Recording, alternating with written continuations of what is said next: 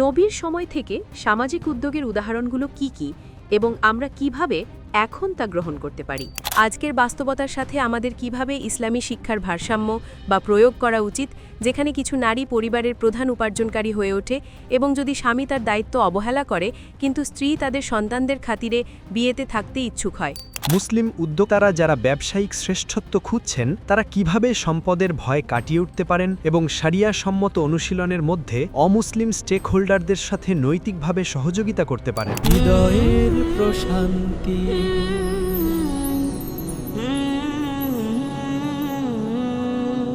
আসসালামু আলাইকুম ডক্টর সাহেব।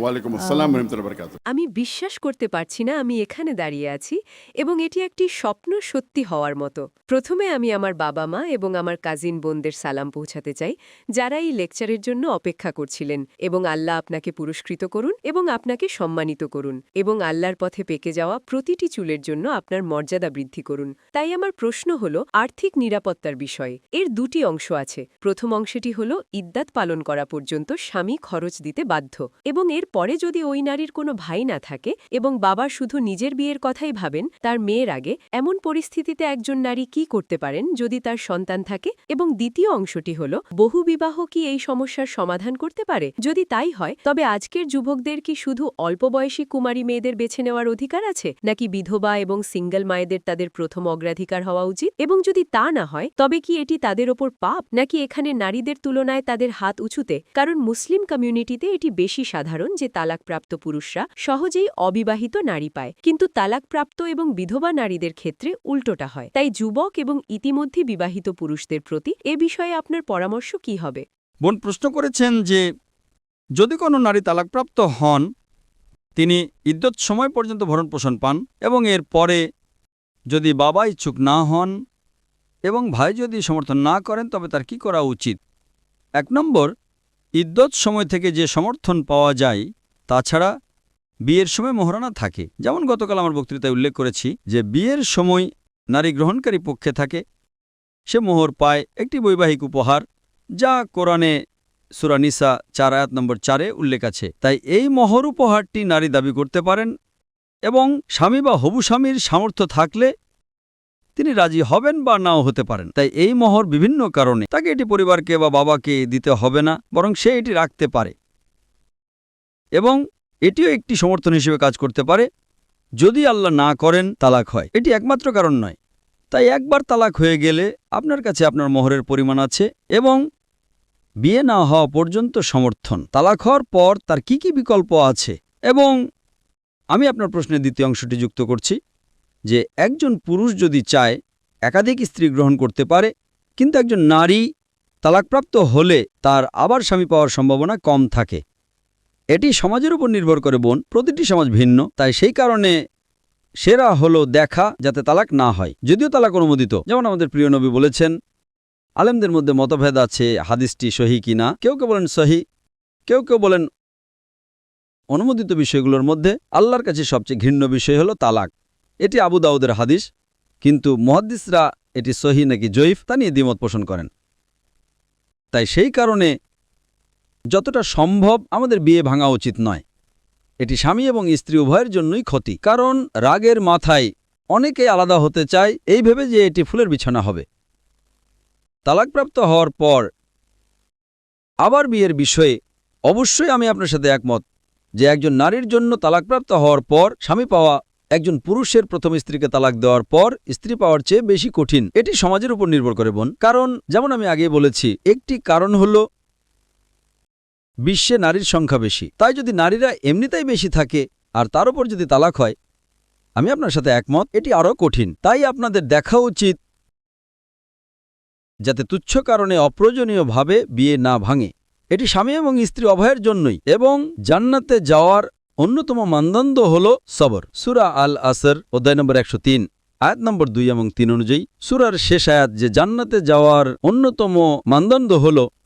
আমি উত্তরটি আরও বোধগম্য করার জন্য একটা উদাহরণ দেব। একবার এক নবমুসলিম আমার কাছে এসেছিলেন এবং তিনি বললেন যে আমার স্ত্রী আমাকে রাগিয়ে দেয়, এবং নবীর হাদিস হলো যদি স্ত্রী স্বামীকে রাগিয়ে দেয় তবে ফেরেশতারা তাকে অভিশাপ দেয়। এবং তিনি আমার কাছে এলেন এবং আমি বললাম যে আমি খুশি নয় কারণ সে আমাকে রাগিয়ে দেয়।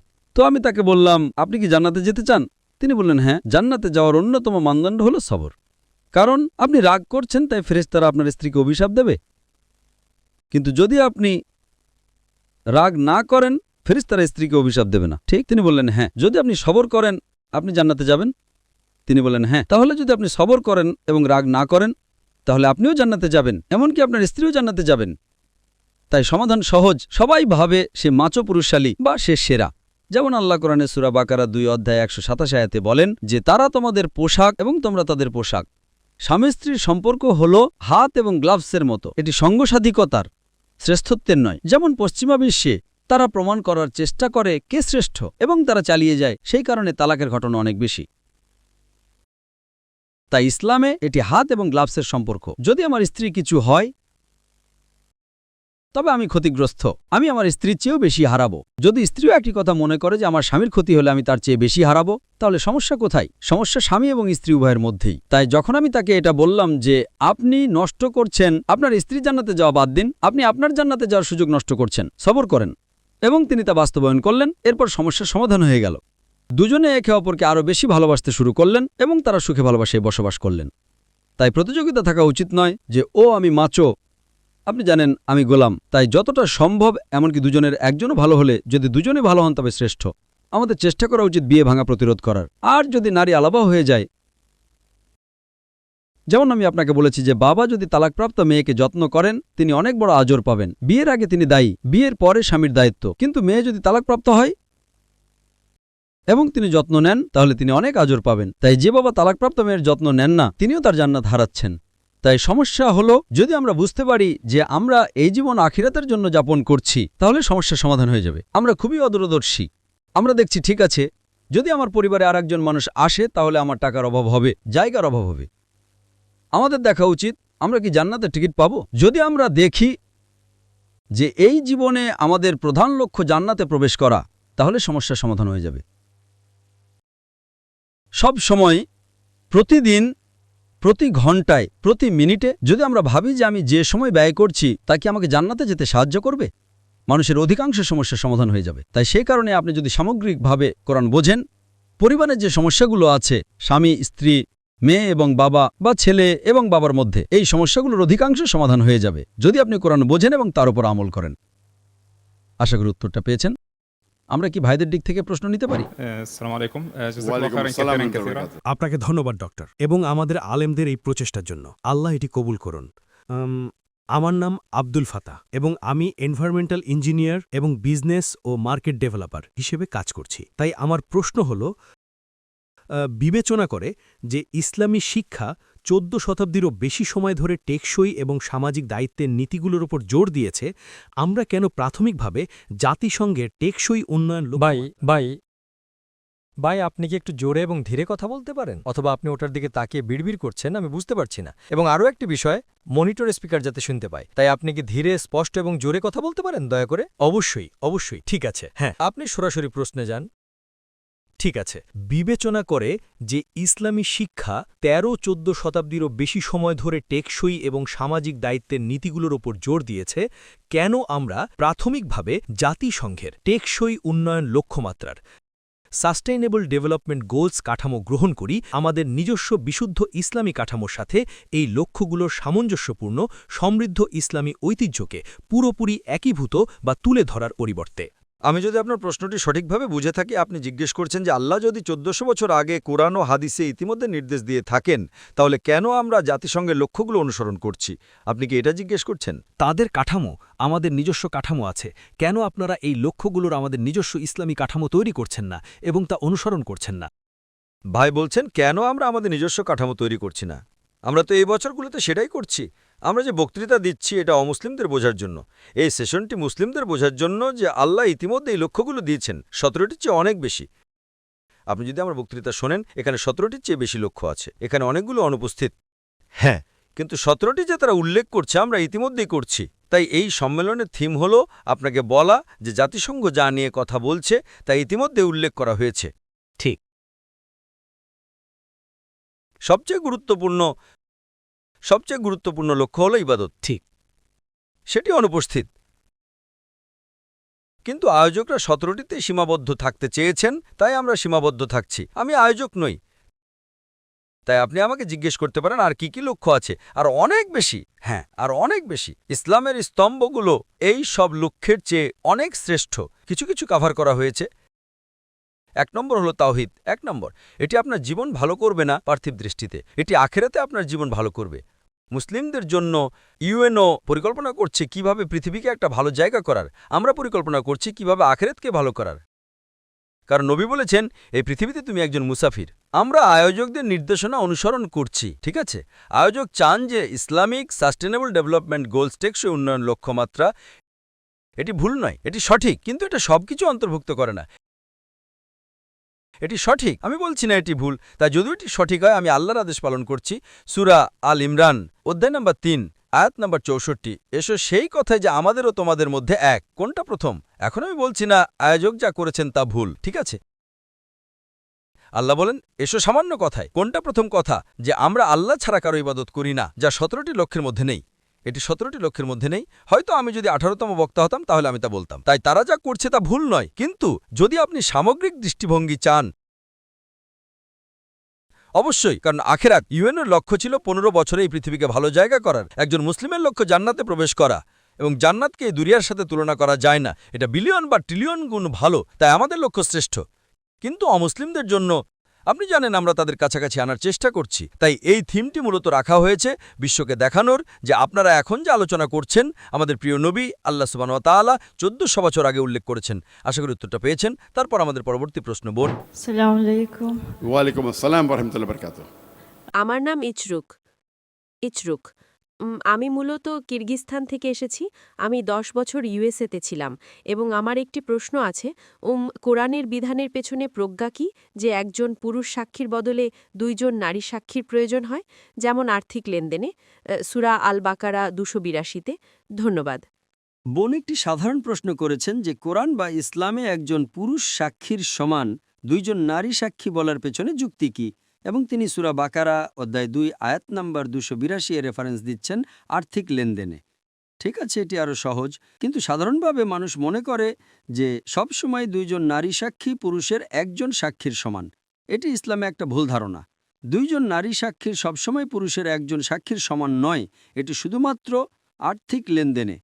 কোরআন সূরা বাকারা অধ্যায় 2 আয়াত নাম্বার 282 অনুযায়ী, যা কোরআনের দীর্ঘতম আয়াত, আমরা এটিতে পরে আসব।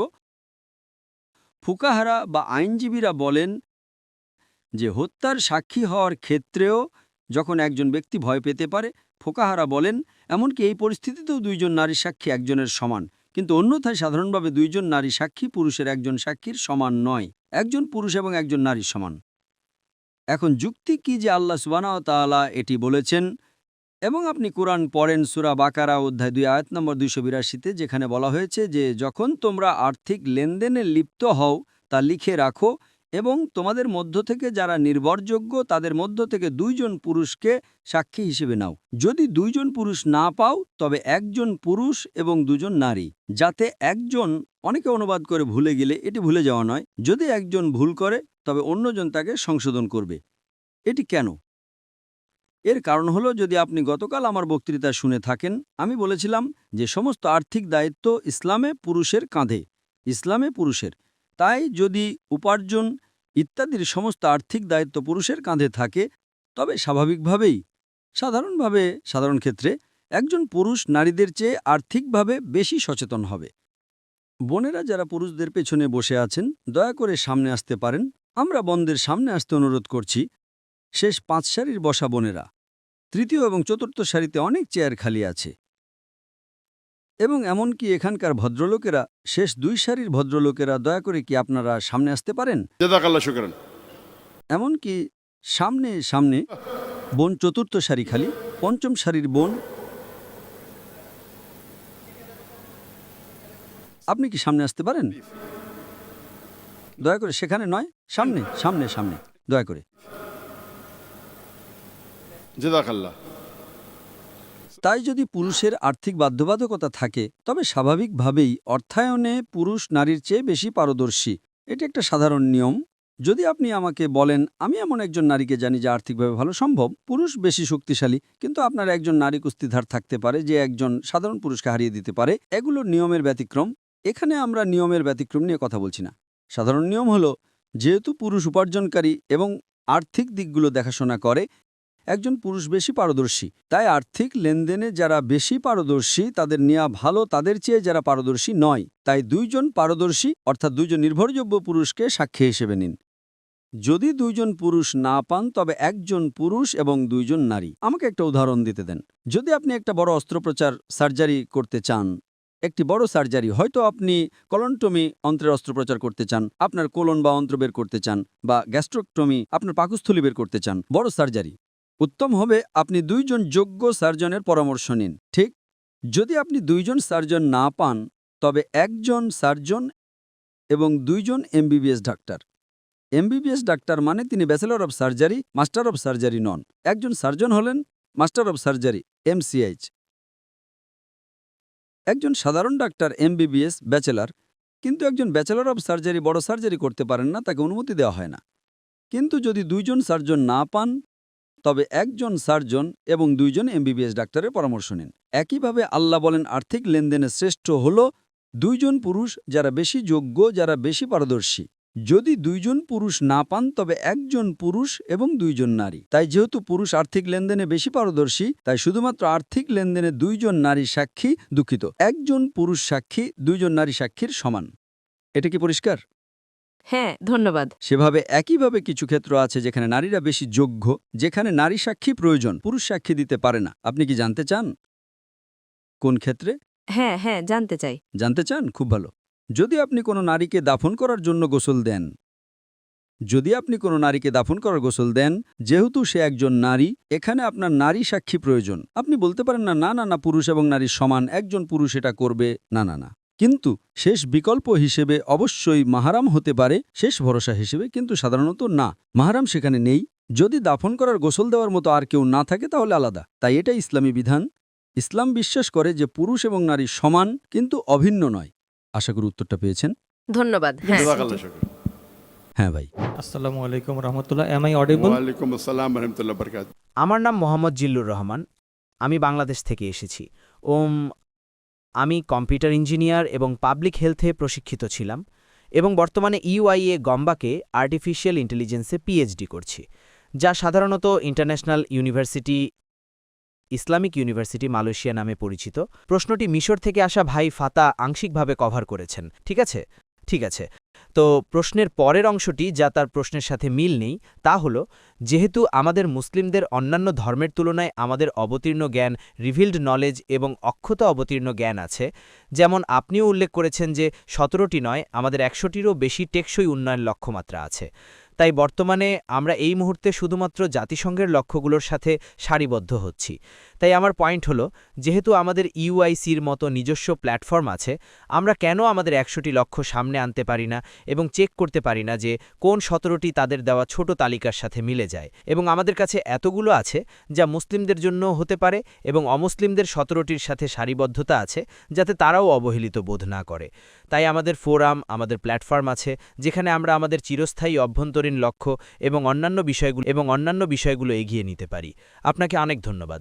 তাদের ভাই একটি পরামর্শ দিচ্ছেন যে আমি বলেছি 100টিরও বেশি লক্ষ্য আছে। আমি কখনো বলিনি 100টিরও বেশি। আপনি রেকর্ডিং চেক করতে পারেন। আপনি কথা যোগ করছেন, আপনি আমার কথায় যোগ করছেন। তো তিনি বলছেন কেন আমাদের নিজস্ব প্ল্যাটফর্ম নেই। ভাই, আপনি কি পিস টিভি দেখেন? হ্যাঁ, আমি দেখি। আপনি কি এটি দেখেছেন? হ্যাঁ, আমি দেখি। তো এটা কি? এটা কি? এটা কি নিয়ে কথা বলে? ভাই, এটাই সমস্যা। আমাদের প্ল্যাটফর্ম দরকার। ইতিমধ্যে আছে পিস টিভি, এটি টেকসই লক্ষ্য নিয়ে কথা বলছে। সব বিষয়, আমার সব লেকচার আপনি যা দেখেন তা টেকসই লক্ষ্য ছাড়া আর কিছুই না। কোরআন এবং আধুনিক বিজ্ঞান টেকসই লক্ষ্য। জীবনের উদ্দেশ্য কি? টেকসই লক্ষ্য। নারীর অধিকার টেকসই লক্ষ্য। উভয় জগতের শিক্ষা টেকসই লক্ষ্য। আপনি যদি আমার বিষয়গুলো দেখেন, অর্ধেকের বেশি এটি থেকে কভার করা হয়েছে। অন্যগুলো আমার মনে হয় কম গুরুত্বপূর্ণ, আমি সেগুলো কভার করিনি। আপনি যদি আমার বক্তৃতা শোনেন, আমি ইতিমধ্যে এই বক্তৃতাটি দিয়েছি যা আমি গতকাল দিয়েছি, ইতিমধ্যে 1994 সালে দিয়েছি। আপনি কি এটি দেখেছেন? আমি ইউএন নিয়ে কথা বলিনি, ইউএনও এটা নিয়ে ভাবার আগে। আপনি জানেন 2015 সালে আমি 1994 সালে বক্তৃতা দিয়েছি, 19 বছর আগে।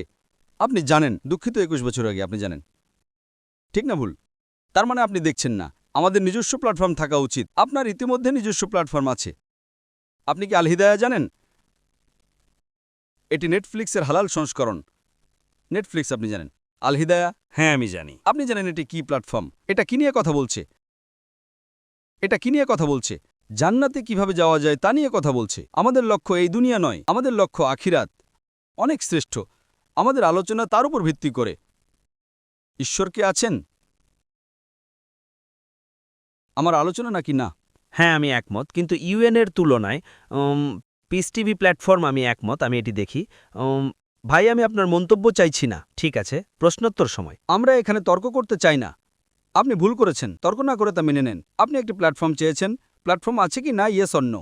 আপনি করেছেন, আপনি শনাক্ত করেননি। এটা আপনার দোষ, আমার দোষ নয়। সমস্যা হলো অধিকাংশ, যদি সব না হয়, আমরা করছি যে আল্লাহ বলেন উদু ইলা সাবিলি রাব্বিকা বিল হিকমা ওয়াল মাউযাতিল হাসনা ওয়াজাদু বিল্লাতি আহসান। তোমার রবকে ডাকো হিকমাত এবং বিবর্তনী শিক্ষার মাধ্যমে, এবং তাদের সাথে তর্ক করো এবং যুক্তি দেখাও সবচেয়ে উত্তম পন্থায়। এই সব মাশাআল্লাহ সব এটি করছে। আপনি দেখেন তাদের নিজস্ব প্ল্যাটফর্ম আছে। এখন আপনি গিয়ে দেখেন না কার দোষ এটি। এটা শুধু দেখানোর জন্য যে ইউএনও কি বলেছে, হয়তো কিছু মাশাআল্লাহ বলেনি, আর আমি এই শিল্পের কিছু বিষয়ে বলিনি। ওকে, ঠিক আছে, এটা আছে, কিন্তু কার সময় আছে? প্রথমে আমি গুরুত্বপূর্ণগুলো কভার করি। ঠিক, কিন্তু সবচেয়ে গুরুত্বপূর্ণ হলো আমরা রাহে নাজাত আলোচনা করেছি, তো এই সমালোচনা করা হয়েছে। আমি 30 বছরেরও বেশি সময় ধরে কথা বলছি। তাই সমস্যা হলো যখন আমরা ইউএনএ নিয়ে কথা বলি সবার কান খাড়া হয়ে যায়, এমনকি মুসলিমরাও। যখন আমরা কথা বলি, যদিও কোরআন প্রতিদিন আমরা পড়ি, তাহলে আমরাই সেই লোক যারা আসলে সবচেয়ে গুরুত্বপূর্ণ বইটাকে গুরুত্ব দিচ্ছেন না। কোরআনের চেয়ে ভালো কোনো বই আছে? না। কোরআন বিশ্বের সবচেয়ে ইতিবাচক বই। এটি মানবতার জন্য ঘোষণা, এটি রহমত এবং হিকমতের ফোয়ারা, এটি সতর্ককারীদের জন্য পথ প্রদর্শক, এটি হতাশদের জন্য আশা এবং সন্দেহশীলদের জন্য নিশ্চয়তা, এটি কষ্টের সান্ত্বনা। ধন্যবাদ। পরের প্রশ্ন নিতে পারি? আসসালামু আলাইকুম ডক্টর। আমরা কখন শুরু করেছি? 4টা। আমরা কখন শুরু করেছি? আমরা 3:50, 3:55 শুরু করেছি। ঠিক আছে, আমাদের আরো 10 মিনিট আছে। হ্যাঁ বোন। আসসালামু আলাইকুম। ওয়ালাইকুম আসসালাম ওয়া বারাকাতুহু। আমার নাম মানিসা সার্ভোজি। আমি ব্র্যান্ড গিগস ইঙ্ক নামে একটি কোম্পানি থেকে এসেছি। আমরা সোশ্যাল এন্টারপ্রাইজ, সামাজিক উদ্যোগ নিয়ে অনেক কাজ করি। আমার প্রশ্ন, নবীর সময় থেকে সামাজিক উদ্যোগের উদাহরণগুলো কি কি এবং আমরা কিভাবে এখন তা গ্রহণ করতে পারি? গতকাল ডক্টর সাজিদ বলেছিলেন যে ইসলাম পুঁজিবাদ এবং কমিউনিজমের মধ্যবর্তী পথ। তাই নবীর সময়ে সামাজিক উদ্যোগের উদাহরণগুলো কি কি? সামাজিক উদ্যোগে উদাহরণগুলো কি কি? হ্যাঁ, এবং কিভাবে আমরা এখন তা গ্রহণ করতে পারি? এবং কিভাবে আমরা এখন গ্রহণ করতে পারি? এখন গ্রহণ করতে পারি? হ্যাঁ, এমন কিছু যা আমরা ইতিমধ্যে করছি না। দুঃখিত, আমি শুনতে পাচ্ছি না। এমন কিছু যা আমরা ইতিমধ্যে করছি না। এমন কিছু যা আমরা নবী মোহাম্মদ সাল্লাল্লাহু আলাইহি ওয়াসাল্লামের সময় থেকে গ্রহণ করতে পারি। আপনি চান, আপনি বলেছেন এই ডক্টর, আমি বক্তৃতা শুনিনি তাই আমি পারি না। আপনি বলেছেন ডক্টর সাজিদ বলেছেন যে নবীর সময়ে আমরা সামাজিক উদ্যোগ, মূলত সামাজিক উদ্যোগগুলো পুঁজিবাদ এবং কমিউনিজমের মাঝখানে। কিন্তু আমি আপনার দৃষ্টিকোণ থেকে জানতে আগ্রহী এবং আপনার জ্ঞান ও অভিজ্ঞতা থেকে নবীর সময় কি সামাজিক উদ্যোগের উদাহরণ আছে যা আপনার নজরে এসেছে? আমি ব্যক্তিগতভাবে জানি না ডক্টর সাজিদ ওমর কি প্রসঙ্গে উল্লেখ করেছেন, অবশ্যই। কিন্তু যদি আপনি আমাকে জিজ্ঞেস করেন আমি কি সামাজিক উদ্যোগের উদাহরণ দিতে পারি যা পুঁজিবাদ এবং কমিউনিজমের মাঝখানে, আমি বায়তুল মাল সম্পর্কে বলবো। আমরা জাকাত সংগ্রহ করি। যখন আমরা জাকাত সংগ্রহ করি, আপনি ব্যক্তিকে দিতে পারেন বা বাইতুল মালে দিতে পারেন। বাইতুল মাল মানে আপনি সমষ্টিগতভাবে সংগ্রহ করছেন। তাই যখন আমরা একটি সংগঠনের অধীনে সংগ্রহ করি, সংগ্রহিত পরিমাণ বড় হয়। তাই বাইতুল মালের সাথে যেমন পুঁজিবাদ এবং কমিউনিজম একটি টাকার জন্য বেশি, একটি হলো, তাই এতে ইসলামে আমরা মূলত উম্মার সেরাপত্তার কথা বলছি। তাই ইসলামে যে বাইতুল মাল আছে তা সমাজের উন্নতির সেরা উদাহরণ।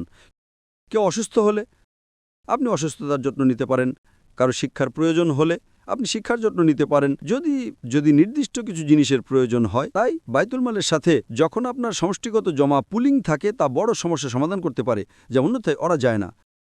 আশা করি উত্তরটি পেয়েছেন। ধন্যবাদ। আমরা কি পরের প্রশ্ন নিতে পারি ভাই? আমি চকুগু মোহাম্মদ নাসির, মিয়ানমার থেকে। আমি রিসোর্স ফাউন্ডেশন এনজিও এর প্রতিষ্ঠাতা এবং নির্বাহী পরিচালক। আপনার কাছে আমার প্রশ্ন হল, এই এসডিজির মাধ্যমে বিশ্বকে পরিবর্তন করতে আমি বিশ্বাস করি যে আমাদের এমন সংগঠন তৈরি করতে হবে যা জাতিসংঘের চেয়ে ভালো। আপনি কি একমত বা একমত নন? যদি আপনি একমত হন তবে আপনার পদক্ষেপগুলো কি? শুধু আমরা লেকচার দিই, কিন্তু বাস্তবে প্র্যাকটিক্যালি। ধন্যবাদ। ভাই প্রশ্ন করেছেন যে বিশ্বকে একটি ভালো জায়গা করার জন্য আমাদের ইউএনওর চেয়ে ভালো একটি সংগঠন প্রয়োজন। নবীর চেয়ে ভালো কোনো উদাহরণ নেই, এবং সেরা সংগঠন হল খেলাফত। খেলাফতের চেয়ে ভালো কোনো সংগঠন নেই। এটি আগে ছিল, এটি ১০০ বা ২০০ বছর আগে তুরস্কে বিলুপ্ত করা হয়েছিল। আমাদের এটি পুনঃপ্রতিষ্ঠা করতে হবে যদি মুসলিমরা ঐক্যবদ্ধ হয়। আল্লাহ সূরা আল ইমরান অধ্যায় ৩:১০৩ খুবই স্পষ্টভাবে বলেছেন, واعتصموا بحبل الله جميعا ولا تفرقوا। আল্লাহর রশিকে শক্ত করে ধরো এবং বিভক্ত হও না। সেরা হলো খেলাফত। যদি আমরা মুসলিমরা ঐক্যবদ্ধ হই, আমরা একটা শক্তিশালী শক্তি হব। আজ আমরা দেখি আমরা মুসলিমরা বিশ্বে ২৫%, ২৬%-এর বেশি, ২ মিলিয়নের বেশি। এটা আমাকে নবীর হাদিসের কথা মনে করিয়ে দেয় যে একসময় সবাই মুসলিমদের পর ঝাঁপিয়ে পড়বে। সাহাবারা জিজ্ঞেস করলেন, মুসলিমরা কি সংখ্যায় কম হবে? তিনি বললেন, না, আমরা ফেনার মতো হব। বিশাল সংখ্যা কিন্তু ফেনার মতো, কোনো মূল্য নেই। তাই আজ মুসলিমদের সাথে তাই ঘটেছে। মুসলিম জনসংখ্যা ইতিহাসে সর্বোচ্চ।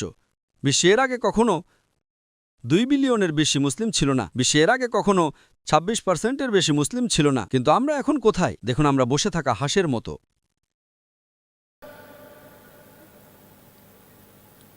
আমাদের নবী ১৪০০ বছর আগে সমাধান দিয়েছেন। আল্লাহ সমাধান দিয়েছেন, পবিত্র কোরআন নাজিল করেছেন। আপনি কোন সংগঠনের কথা বলছেন? সেরা সংগঠন হল খেলাফত। আল্লাহ ইনশাআল্লাহ আল্লাহ ওয়াদা করেছেন। আমি এই উত্তরটা শেষ করতে চাই। আল্লাহ অন্তত ৩টি ভিন্ন জায়গায় ওয়াদা করেছেন। টানেলের শেষে আলো আছে। আল্লাহ অন্তত ৩টি ভিন্ন জায়গায় ওয়াদা করেছেন। সূরা তাওবা অধ্যায় নম্বর ৯ আয়াত ৩৩, সূরা ফাতা অধ্যায় নম্বর ৪৮ আয়াত নম্বর ২৮ এবং সূরা সাফ অধ্যায় নম্বর ৬০ আয়াত নম্বর ৯। هو الذي أرسل رسوله بالهدى والدين الحق লিইয়ুযহিরাহু আলা দীনি কুল্লি। যে আল্লাহ তার রাসূলকে হেদায়েত এবং সত্য দিন সহ পাঠিয়েছেন, যাতে এটি অন্য সমস্ত ধর্মের উপর বিজয়ী হয়। তা কমিউনিজম, সমাজতন্ত্র, পুঁজিবাদ, খ্রিস্টান ধর্ম, হিন্দু ধর্ম, বৌদ্ধ ধর্ম, ইহুদি ধর্ম, যাই হোক না কেন, ইসলাম সবকিছুর উপর বিজয়ী হতে নির্ধারিত। এবং আল্লাহ এক জায়গায় বার্তা শেষ করেছেন এই বলে যে, এবং সাক্ষী হিসেবে আল্লাহই যথেষ্ট। এবং ২ জায়গায় আল্লাহ বলেন, মুশরিকরা যতই অপছন্দ করুক না কেন, আল্লাহর আপনাকে আমাকে প্রয়োজন নেই। আমরা যে আবর্জনা, আল্লাহ তার দিনকে বিজয়ী করতে একাই যথেষ্ট। এই দিন বিজয়ী হবে। এবং আমাদের প্রিয় নবীর সহিহ হাদিস অনুযায়ী ইনশাআল্লাহ মুসলিমরা ৭ বছর পুরো বিশ্ব শাসন করবে। তাই খেলাফত ফিরে আসবেই। আপনি চান বা না চান, আমি চাই বা না চাই, এটি ফিরে আসবেই ইনশাআল্লাহ। আমাদের পদক্ষেপ কি হতে পারে? আল্লাহ মানুষ যত এটা আটকানোর চেষ্টা করুক না কেন, এটা নির্ধারিত। আল্লাহ কোরআনে বলেছেন, অনেক সহিহ হাদিস আছে। আমরা আল্লাহর কাছে প্রার্থনা করি যেন আমরা শুধু অনুঘটক হতে পারি, আমরা যেন মাধ্যম জারিয়া হতে পারি ইসলামকে আবার সেরা হতে দেওয়ার জন্য। এটা নিশ্চিতভাবে হবে। সূর্য থাকতে থাকতে আমাদের খড় শুকাতে হবে। আল্লাহর আপনাকে আমাকে প্রয়োজন নেই। আমরা যে আবর্জনা। আল্লাহ নিজেই দিনকে বিজয়ী করতে পারেন। তিনি আপনাকে একটা সুযোগ দিচ্ছেন, আমাকে আনুপাতিকভাবে একটা সুযোগ দিচ্ছেন। আমি যদি ভাবতে শুরু করি, ও আমি খুব ভালো লোক, তাই ইসলাম ছাড়াচ্ছে, আমি বিশ্বের সবচেয়ে বড় বোকা। আল্লাহর আপনাকে আমাকে প্রয়োজন নেই। আমরা কি করছি? আমরা বুদ্ধিমান হচ্ছি। আমরা জানি আল্লাহ জিতবেন। আমরা জানি আল্লাহ হকের পক্ষে। আমরা জানি আমরা সঠিক পথে আছি। তাই আমরা চেষ্টা করছি যাতে আমরা জান্নাতের একটা টিকিট পাই। সেটাই আমাদের লক্ষ্য। দুনিয়া নয়, স্থায়ী লক্ষ্য। স্থায়ী নয়, অনন্ত লক্ষ্য। কি স্থায়ী? কি স্থায়ী? আমরা অনন্ত লক্ষ্য জান্নাতের দিকে লক্ষ্য রাখছি। আশা করি উত্তরটা পেয়েছেন। হ্যাঁ বোন। আসসালামু আলাইকুম ওয়া রাহমাতুল্লাহি ওয়া বারাকাতুহু। ওয়ালাইকুম আসসালাম ওয়া বারাকাতুহু। আমার নাম শওয়ানি। আমি রয়্যাল মালয়েশিয়ান নেভিতে কর্মরত একজন সামরিক অফিসার। আজকের জন্য আমার প্রশ্নটি বিয়েতে নারী ও পুরুষের ভূমিকা নিয়ে। আজকের বিশ্বে বিয়েতে লিঙ্গ ভূমিকা পরিবর্তিত হচ্ছে, কারণ কিছু নারী পরিবারের আর্থিক দায়িত্ব গ্রহণ করে যদি তারা সক্ষম হয়। যাই হোক, আমরা জানি যে ইসলাম স্পষ্টভাবে নাফাকা অর্থাৎ ভরণপোষণ অর্পণ করেছে। আপনি কি প্রশ্নের শেষ অংশটি পুনরাবৃত্তি করতে পারেন বোন? দুঃখিত, একটু ধীরে। হ্যাঁ, আজকের বিশ্বে আমরা জানি যে বিয়েতে লিঙ্গ ভূমিকা পরিবর্তিত হচ্ছে, কারণ কিছু নারী পরিবারের আর্থিক দায়িত্ব গ্রহণ করে যদি তারা সক্ষম হয়। আমরা জানি যে ইসলামে এটি পরিষ্কারভাবে স্পষ্ট যে নাফাকা স্বামীর কর্তব্যে অর্পিত। তাই আমার প্রশ্ন হল, কিভাবে সাইন কি সাইন? আমরা পরিষ্কারভাবে জানি যে নাফাকা স্বামীর কর্তব্য হিসেবে অর্পিত, তাই আমার প্রশ্ন হল আজকের বাস্তবতার সাথে আমাদের কিভাবে ইসলামী শিক্ষার ভারসাম্য বা প্রয়োগ করা উচিত, যেখানে কিছু নারী পরিবারের প্রধান উপার্জনকারী হয়ে ওঠে এবং যদি স্বামী তার দায়িত্ব অবহেলা করে কিন্তু স্ত্রী তাদের সন্তানদের খাতিরে বিয়েতে থাকতে ইচ্ছুক হয়। ধন্যবাদ। বোন খুব গুরুত্বপূর্ণ একটি প্রশ্ন করেছেন এবং তিনি বলছেন যে তিনি উপলব্ধি করেন এবং জানেন যে ইসলামে পুরুষ রুজি উপার্জনকারী, সমস্ত আর্থিক দিক দেখাশোনা করা তার দায়িত্ব। কিন্তু যদি নারী দায়িত্ব ভাগ করে নিতে ইচ্ছুক হয় এবং যদি সে কাজ করে এবং সে উপার্জন করে, তবে কি এটি অনুমোদিত? এবং যদি তখন স্বামী উপার্জন না করে তবে কি হবে? এখানে আপনাকে বুঝতে হবে বাই ডিফল্ট পুরুষই রুজি উপার্জনকারী, নারী আর্থিকভাবে সুরক্ষিত। কিন্তু যদি নারী ইচ্ছুক হয়, যতক্ষণ না সে যে কাজ করছে তা ইসলামী শরিয়ার আওতার মধ্যে থাকে, এটি এমন কোনো কাজ নয় যা শরিয়া দ্বারা অনুমোদিত নয়। যদি সে করে এবং যদি সে স্বেচ্ছায় করে তবে সে করতে পারে। কিন্তু এই সময়ে যদি স্বামী আরও অলস হয়ে যায়, সেটা ভুল। তার উচিত তবুও, ঠিক আছে সে হয়তো আপনাকে 50,000 দিতে পারবে না, হয়তো আমার সে 30,000 পাবে, বা যাই সে দিতে পারে তার দেওয়া উচিত, তার অলস হওয়া উচিত নয়। যদি নারী আর্থিক বিষয়ে অংশ নিতে বা সাহায্য করতে রাজি হয় তবে তাতে ক্ষতি নেই, যতক্ষণ না তার কাজ শরিয়ার বিরুদ্ধে না যায়। পয়েন্ট নাম্বার 1, এই ক্ষেত্রে যদি স্বামী আরও অলস হয়ে যায় তাহলে আমি স্ত্রীকে দোষ দেব যে সে স্বামীকে আরও অলস করছে। তাই কিন্তু যদি সে স্বামীকে আরও অলস করে, স্বামীর কিছু আত্মসম্মান থাকা উচিত। যদি না থাকে আমি কি করতে পারি? আমি প্রথমত পছন্দ করব না, আমি আমার স্ত্রীকে পছন্দ করব না। যদি আল্লাহ আমাকে সক্ষম, খাবির বা কাদির করে থাকেন, যদি কোনো সমস্যা থাকে, আল্লাহ না করুন, যদি আমি প্রতিবন্ধী হয়ে যাই বা অসুস্থ হয়ে যাই সেটা প্রশ্ন, কিন্তু আল্লাহ যদি আমাকে স্বাস্থ্য দিয়ে থাকেন, আমি কেন? সেই কারণে অনেক স্বামী আছেন যারা স্ত্রীকে কাজ করতে পছন্দ করেন না। আমি চাইবো আমার স্ত্রী কাজ করুক একজন দায়ী হিসেবে, বিনামূল্যে, টাকার জন্য নয়। এবং আমার স্ত্রী সাধারণ নারীর চেয়ে বেশি কাজ করেন মাশাআল্লাহ। কিন্তু কেন? জান্নাতের দিকে আমাদের পথ কাছে করার জন্য। কিন্তু যদি কোনো নারী কাজ করে, যদি এটি হালাল উপার্জন হয়, এটি অনুমোদিত। এটা ফরজ নয়, এটা অনুমোদিত। এটা হারামও নয়, মাকরুহও নয়, এটা অনুমোদিত। কিন্তু তারও উচিত, যদি সে এতে খুশি থাকে যে ঠিক আছে সে স্বামীকে খুশি করতে চায়, স্বামী আরাম করে, তবে সেটা তার ইচ্ছা। আমি সেই স্বামী হতে চাইব না যে ঘরে বসে থাকে এবং কিছুই করে না। কিন্তু যদি নারী স্বামীকে সেভাবে তৈরি করে তবে নারী দোষী, স্বামী নয়। কিন্তু সাধারণত ভূমিকা এবং কর্তব্য পুরুষের যে তার আর্থিক দিকটা দেওয়া উচিত। কিন্তু যদি নারী ভাগ করে নেয় এবং দুজনেই করে, কোনো সমস্যা নেই। যদি দুজনেই পারস্পরিকভাবে একমত হয়ে, কোনো সমস্যা নেই। যদি সে বেশি উপার্জন করে, কোনো সমস্যা নেই। কিন্তু দেখুন যাতে, যদি আপনি বলেন ঠিক আছে পুরুষ হিসেবে আমি উপার্জন করছি, দাওয়া করো, আলহামদুলিল্লাহ, কোনো সমস্যা নেই। তাই আপনি শর্ত দিতে পারেন ঠিক আছে উপার্জন করো না, যাও এবং লেকচার দাও এবং দাওয়া দাও। এটি তোমার এবং এমনকি তোমার সন্তানদের উপকার করবে। আশা করি উত্তরটা পেয়েছেন। হ্যাঁ ভাই। আসসালামু আলাইকুম ওয়া রাহমাতুল্লাহি ওয়া বারাকাতুহু। মাই নেম ওয়ালাইকুম ইজ আসসালাম। আমার নাম ইব্রাহিম রড্রিগো। আমি গ্যাস ফিল্ট্রেশন এবং সাস্টেইনেবিলিটিতে বিশেষজ্ঞ। ইনশাআল্লাহ আমাদের এই শেষ প্রশ্নটি হবে, কারণ আমাদের সেশন শেষ করতে হবে। শেষ প্রশ্ন। ঠিক আছে, তাই আমি সরাসরি প্রশ্নে যাচ্ছি। আমার প্রশ্ন হল, ঐতিহ্যগত এবং ইসলামী অর্থায়নের মধ্য দিয়ে যাওয়ার সময় মুসলিম উদ্যোক্তারা যারা ব্যবসায়িক শ্রেষ্ঠত্ব খুঁজছেন তারা কিভাবে সম্পদের ভয় কাটিয়ে উঠতে পারেন এবং শরিয়া সম্মত অনুশীলনের মধ্যে অমুসলিম স্টেকহোল্ডারদের সাথে নৈতিকভাবে সহযোগিতা করতে পারেন? ভাই প্রশ্ন করেছেন যে মুসলিমরা কিভাবে অন্যান্য উদ্যোক্তাদের সাথে প্রতিযোগিতা করতে পারে ইসলামী শরিয়া অনুসরণ করে অর্থায়নের ক্ষেত্রে। মূলত আপনি বোঝাচ্ছেন অন্যরা সুদ নিতে পারে এবং মুসলিমদের কোরআন অনুসরণ করা উচিত যে সুদ হারাম। আমরা কিভাবে প্রতিযোগিতা করতে পারি? আমি বিশ্বাস করি যদি আপনি শরিয়া নীতি অনুসরণ করেন, আমি interest free economy promulgated by the Quran দ্বারা প্রবর্তিত সুদমুক্ত অর্থনীতি নিয়ে বক্তৃতা দিয়েছি। এটি আমার বক্তৃতা, কোরআন দ্বারা প্রবর্তিত সুদমুক্ত অর্থনীতি। এবং সেখানে দেখিয়েছে যে যদি আপনি কোরআনের নীতিগুলো কঠোরভাবে অনুসরণ করেন, কোরআন এবং হাদিস, আপনি সমৃদ্ধ হবেন। একটি নীতি, সংক্ষিপ্ত নীতি, আল্লাহকে আপনার ব্যবসায়িক অংশীদার করুন। আমি আল্লাহকে আমার ব্যবসায়িক অংশীদার করি।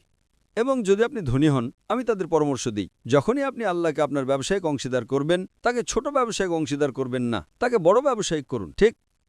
ঠিক না ভুল? আপনি কি আল্লাহকে ছোট ব্যবসায়িক অংশীদার করতে পারেন না? তাকে বড় ব্যবসায়িক অংশীদার করুন। তাই আমি আমার ছেলেকে 2 বছর আগে বলেছিলাম, যখন সে ব্যবসা শুরু করেছিল, দেখো যে তুমি যাই লাভ পাও কমপক্ষে 51% আল্লাহকে দাও। সুবহানাল্লাহ, কমপক্ষে। আমি একজন ভেটেরান, আমি বেশি দিই। কতজন এই ফর্মুলা অনুসরণ করতে ইচ্ছুক? হাত তুলুন। কতজন এই ফর্মুলা অনুসরণ করতে ইচ্ছুক? যাই আপনি উপার্জন করেন 51% চ্যারিটি দেওয়া। ইসলামে আপনার অতিরিক্ত সম্পদের 2.5%, 2.5%, ওটা ন্যূনতম। এটি ফরজ নয়। আমি বলছি এটা ভালো। হিরণ প্রতিযোগিতা মাশাআল্লাহ সাহাবীরা তারা অটল, তারা উদাহরণ আবু বকর রাদিয়াল্লাহু আনহু তার সব সম্পদ দিয়েছিলেন, ওমর রাদিয়াল্লাহু আনহু তার অর্ধেক সম্পদ দিয়েছিলেন। যদি আপনি এই ফর্মুলা অনুসরণ করেন আপনাকে পেতে হবে। আল্লাহ আপনাকে পরীক্ষা করবেন, আল্লাহ আপনাকে ক্ষতি দেবেন এবং দেখবেন কি হয়। আমাকে বিশ্বাস করেন, আমি এই ফর্মুলা প্রয়োগ করছি যখন থেকে আমি দাওয়া শুরু করেছি। এবং তারপর আমি প্রার্থনা করেছিলাম যখন আমি ভারতে ছিলাম যে হে আল্লাহ, নাও আমার সম্পদ এবং আমার জীবন তোমার জন্য উৎসর্গ হোক। তাই 2016 সালে আমি হিজরত করলাম, আমার সব সম্পদ আমি পেছনে ফেলে এসেছি। তাই আল্লাহ আমার অর্ধেক দোয়া শুনেছেন, আমার সম্পদ চলে গেছে, আমার জীবন এখনো আছে, আমি দ্বিতীয় অর্ধেক আল্লাহর দ্বারা কবুল হওয়ার অপেক্ষায় আছি ইনশাল্লাহ। কিন্তু আমি যখন প্রার্থনা করি আমি কখনোই দোয়া করি না যে আমার ভারতে সম্পদ ফিরে আসুক। কেন? চলে গেছে, আমি 700 গুণ বেশি পেতে যাচ্ছি। আল্লাহ সূরা বাকারা 261 নম্বর আয়াতে বলেন, তুমি আল্লাহর পথে একটা শস্যকণা দাও, আল্লাহ 7টি শীষ দেবেন, প্রত্যেকটি শীষে 100টি শস্যকণা থাকবে। 700 গুণ লাভ, 70,000%। কোন ব্যবসা আপনাকে 70,000% দেয়? এবং আল্লাহ সেখানে থামেন না, আল্লাহ আপনাকে আরও দেবেন। তাই সরকার যে টাকা নিয়েছে আমি 700 গুণ পেতে যাচ্ছি। তারা জানে না যে তারা আমার কাছ থেকে যত বেশি নেয় আমি আখেরাতে তত বেশি পাই। একবারও আমি দোয়া করি না যে আমার টাকা ফিরে আসুক, কারণ অলরেডি গট 700 গুণ। আমরা নতুন ব্যবসা শুরু করেছি, 1 বছর 1.5 বছর আমি কিছুই উপার্জন করিনি, তাই তা থেকে আমি কিছুই দিইনি, কারণ নবীর শতাংশ নিয়ম অনুযায়ী। আবার আলহামদুলিল্লাহ অনেক মানুষ এগিয়ে এলো, ডক্টর নায়েক আপনি কি চান? আমরা আপনাকে মাসে $10,000 দেব, মাসে $25,000, মাসে $100,000। আল্লাহ তাদের পুরস্কার দেন। আমি বললাম চিন্তা করবেন না। ইউনিয়ন যখন আব্দুর রহমান বিন আউফ রাদিয়াল্লাহু আনহু তিনি যখন হিজরত করলেন, তিনি মদিনায় এলেন, লোকেরা বলল আমরা আপনাকে সম্পদ দেব। তিনি বললেন না, আমাকে বাজার দেখান। তিনি বাজারে গেলেন এবং ধনী হয়ে ফিরে আসলেন। এমন ছিল যে যাই স্পর্শ করতেন সোনা হয়ে যেত। আমি আব্দুর রহমান বিন আউফ নই, কিন্তু আলহামদুলিল্লাহ আল্লাহ আছেন, আল্লাহর উপর আমাদের এত বিশ্বাস আছে। তাই ব্যবসায়ে যদি আপনি আল্লাহর উপর বিশ্বাস রাখেন এবং নীতি অনুসরণ করেন, কেউ আপনাকে হারাতে পারবে না। আপনার নীতিগুলো জানা উচিত। একটা শেষ উদাহরণ জানেন, লোকেরা বলে বিশ্বের টপ 10 ধনী ব্যক্তি করা, ইলন মাস্ক, জেফ বেজোস। তাই যদি আপনি নিচের দিকে যান, হয়তো Ambani, Bill Gates number 4, number 3 Jeff Bezos, number 2 Elon Musk. আপনি জানেন নাম্বার 1 কে? আমাদের প্রিয় নবী মুহাম্মদ সাল্লাল্লাহু আলাইহি ওয়াসাল্লাম বলেছেন, যে ব্যক্তি ফজরের সুন্নতে 2 রাকাত পড়ে, ফজরের আগে 2 রাকাত, তা দুনিয়া এবং এর মধ্যে যা কিছু আছে তার চেয়ে বেশি মূল্যবান। যদি আপনি একজন সত্যিকারের মুমিন হন, ফজরের আগে 2 রাকাত, প্রিয় নবীর কথা, দুনিয়া এবং এর মধ্যে থাকা সম্পদের চেয়ে বেশি মূল্যবান। ইলন মাস্ক পুরো দুনিয়ার মালিক নন, তাই এটাই আমাদের ঈমান। জেফ বেজোস কি? ইলন মাস্ক কি? আমার তাদের জন্য করুণা হয়। আখেরাতে তাদের কি হবে? অনেক মানুষ তাদের মতো হতে চায়, আমি কখনই তাদের মতো হতে চাইব না। নেভার এন্ডিং আখেরাত, সম্পদ কি? তাই যদি আপনি কোরআনের ব্যবসায়িক নীতিগুলো অনুসরণ করেন, ইনশাআল্লাহ আপনি বিশ্বের সেরা ব্যবসায়ী হবেন। এবং সেরা ব্যবসায়ী ছিলেন প্রিয় নবী মুহাম্মদ সাল্লাল্লাহু আলাইহি ওয়াসাল্লাম। ওয়া আখির দাওয়ানা আলহামদুলিল্লাহি রাব্বিল আলামিন। জাযাকাল্লাহু খাইরান।